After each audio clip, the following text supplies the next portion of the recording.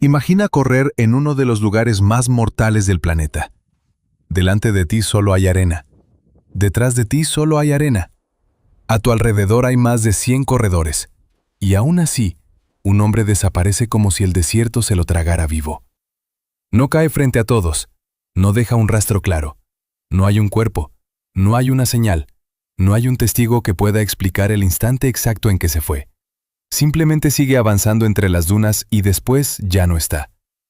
Durante días muchos creen que ha muerto. Pero lo más increíble no es que desapareciera. Lo verdaderamente imposible es la forma en la que volvió. Esta es la historia real de Mauro Prosperi, un policía italiano, ex pentatleta y atleta de resistencia que pensó que la disciplina, el entrenamiento y la fuerza mental bastaban para dominar cualquier desafío. Hasta que el Sahara le enseñó una verdad brutal. En ese desierto no manda el hombre, no manda la experiencia, no manda el orgullo, solo manda el desierto. Mauro no era un corredor cualquiera. Estaba acostumbrado al dolor, al esfuerzo extremo y a la exigencia mental. Cuando escuchó hablar del maratón de sable, quedó fascinado por la dureza de esa prueba. No era una carrera normal ni una aventura turística para presumir en fotografías. Era una prueba de resistencia salvaje de alrededor de 250 kilómetros repartidos en varias etapas, donde cada participante debía cargar casi todo lo necesario para sobrevivir. Comida, saco de dormir, equipo, material básico de emergencia. Los organizadores ofrecían agua en controles establecidos, pero el resto dependía del cuerpo, de la mente y de la suerte. Y en el Sahara la suerte puede morir en un segundo. En abril de 1994, Mauro se presentó en Marruecos para competir. A su alrededor había corredores igual de preparados, igual de decididos y probablemente igual de confiados. Durante los primeros días todo marchó como debía. El terreno era brutal, con piedras, sal, arena y calor abrasador. Por Mauro seguía avanzando bien. Su cuerpo respondía, su mente también. Y precisamente ahí estaba la trampa. El desierto casi nunca te destruye cuando ya vas derrotado. Muchas veces espera a que te sientas fuerte para golpear. Entonces llegó el día que lo cambió todo. Era la etapa más larga y más temida. El sol caía como una sentencia sobre la arena. El aire ardía y la temperatura se elevaba hasta niveles en los que el cuerpo humano empieza a pelear contra sí mismo. Mauro seguía corriendo. Quería ganar tiempo. Quería sostener el ritmo. Quería dejar atrás a otros corredores. Poco a poco quedó más aislado. Y en ese momento apareció algo en el horizonte que parecía pequeño, casi insignificante, pero que en el Sahara puede convertirse en una condena. Primero fue un remolino de polvo, luego viento, después una pared entera de arena moviéndose con violencia. En cuestión de minutos, la visibilidad se hundió. Las huellas desaparecieron. Las marcas del recorrido se borraron.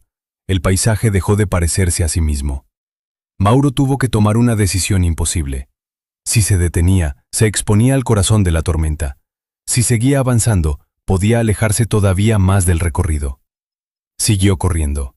Y fue en ese instante cuando prácticamente desapareció delante de todos. Al principio creyó que aún podía recuperar la ruta. Pensó que detrás de la siguiente duna estaría el control, el campamento o al menos alguna señal.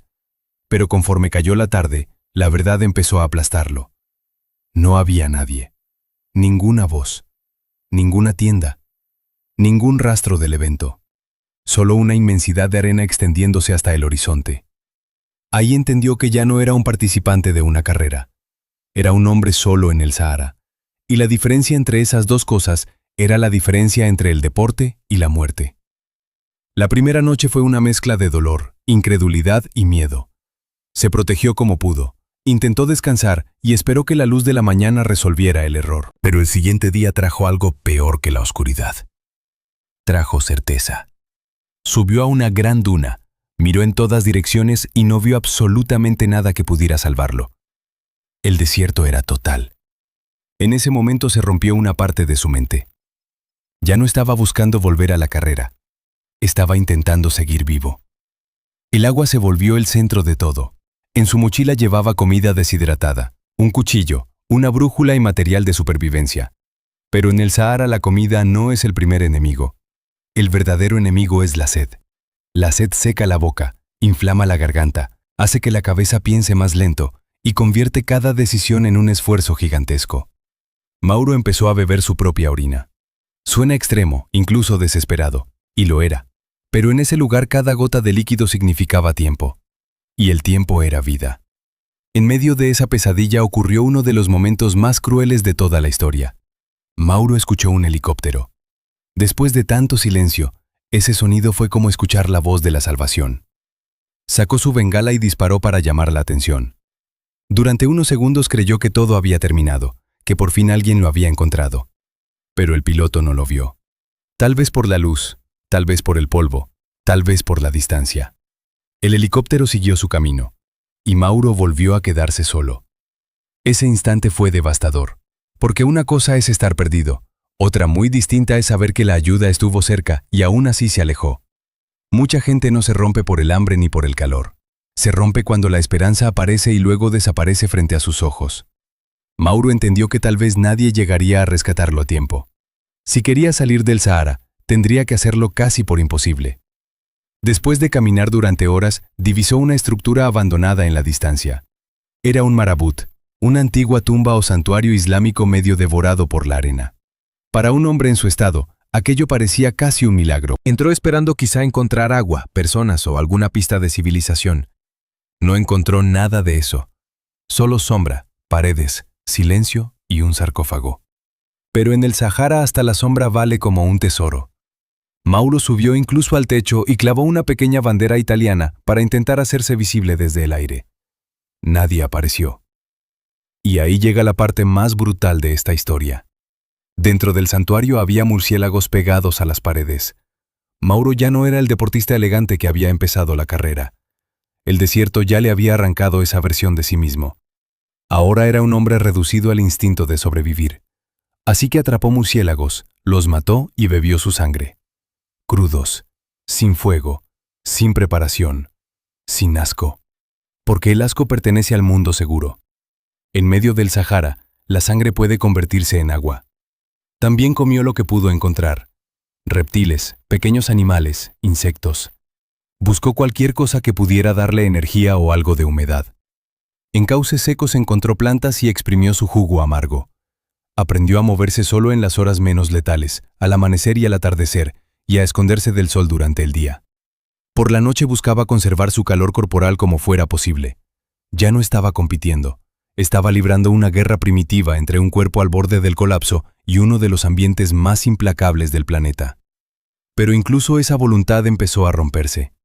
Tras días de fracaso, calor, hambre, sed y señales que no llegaban a nadie, Mauro llegó a un punto mental terrorífico. Pensó que no saldría vivo de allí. Y entonces tomó una decisión desesperada. Escribió una nota de despedida para su esposa con carbón y se cortó las venas. Se tumbó en el santuario y esperó morir. Lo increíble es que ni siquiera así murió. Estaba tan deshidratado que su sangre se había espesado demasiado. No fluyó como él esperaba. Coaguló. A la mañana siguiente abrió los ojos y seguía vivo.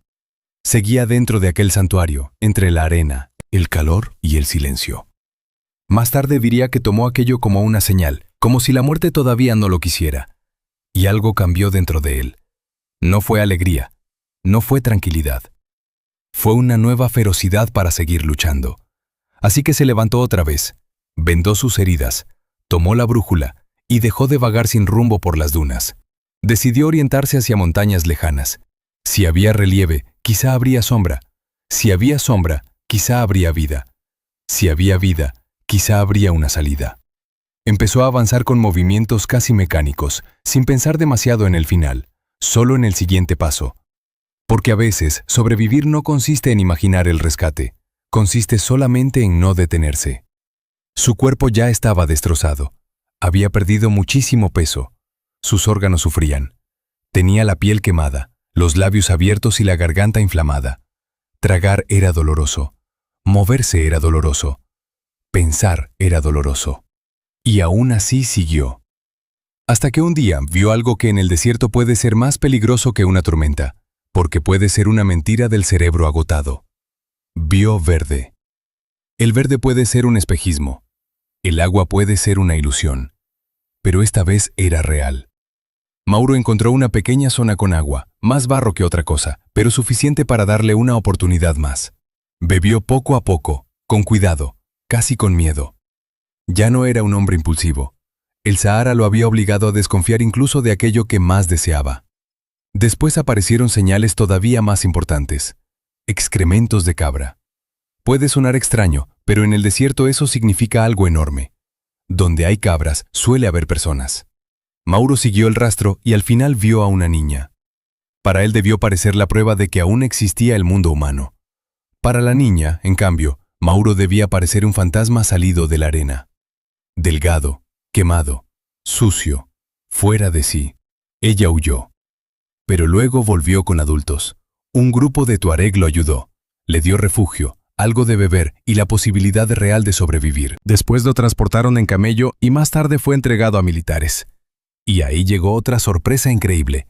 Mauro no solo se había perdido, se había desviado tanto que había cruzado la frontera y había terminado en Argelia, a cientos de kilómetros del recorrido. El hombre que se esfumó en una carrera en Marruecos reapareció en otro país. Cuando por fin recibió atención médica, su estado era gravísimo. Había perdido alrededor de 15 o 16 kilos, sus órganos estaban muy afectados y necesitó una enorme reposición de líquidos. El desierto seguía dentro de su cuerpo, incluso cuando ya estaba a salvo. Tardó mucho tiempo en recuperarse por completo. Pero hay algo todavía más asombroso que su rescate. Y es que el Sahara no logró destruir lo que tenía dentro. Porque Mauro Prosperi hizo algo que para casi cualquier persona resulta incomprensible. Volvió. Regresó al maratón de sables en años posteriores. Como si una parte de él hubiera quedado enterrada en aquella arena y necesitara volver a mirarla de frente. Tal vez porque en el borde de la muerte encontró algo que la vida normal no siempre enseña. Tal vez entendió que el miedo cambia para siempre cuando ya caminaste junto a la muerte durante días. Por eso esta no es solo una historia de supervivencia. Es una historia sobre lo que queda de un ser humano cuando todo lo demás desaparece. Mauro no solo se perdió delante de otros corredores, se perdió dentro de una versión extrema del mundo donde ya no importan los títulos, la experiencia ni la identidad. Solo importa una pregunta: ¿cuánto estás dispuesto a sufrir para seguir vivo? Quizá esa es la razón por la que esta historia sigue impactando décadas después, porque nos recuerda que sobrevivir no siempre se ve heroico. A veces se ve sucio, brutal, desesperado y casi salvaje. Pero precisamente ahí, cuando la civilización se rompe y solo queda el instinto, aparece una fuerza humana que parece imposible. Mauro dijo después que se sintió como si hubiera renacido. Como si hubiera pasado días dentro del vientre del desierto y luego hubiera vuelto a nacer. Y tal vez esa sea la mejor forma de entender lo que ocurrió. El Sahara intentó borrarlo, pero en lugar de desaparecer, Mauro Prosperi regresó convertido en prueba viva de hasta dónde puede llegar la voluntad humana.